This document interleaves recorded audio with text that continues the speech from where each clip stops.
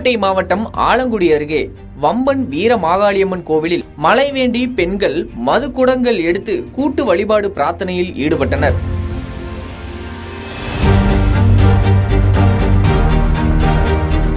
ஆலங்குடி அருகே உள்ள வம்பன் வீர மாகாளியம்மன் கோவில் திருவிழா கடந்த 15 நாட்களுக்கு முன்பு காப்பு கட்டுதலுடன் தொடங்கி உற்சாகமாக நடைபெற்று வருகிறது.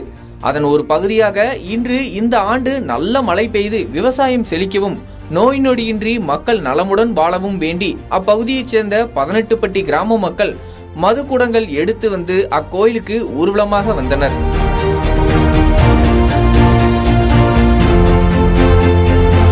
கொத்தக்கோட்டை, மாஞ்சான் விடுதி, மலவராயன்பட்டி, வீரப்பட்டி, வம்பன், பாப்பான்பட்டி உள்ளிட்ட கிராமங்களைச் சேர்ந்த பெண்கள் தலையில் மது குடங்களை சுமந்தபடி சென்று கோயிலை சுற்றி கும்மி அடித்தும் குளவியிட்டும் அம்மனை வழிபட்டு கூட்டு வழிபாடு பிரார்த்தனையில் ஈடுபட்டனர்.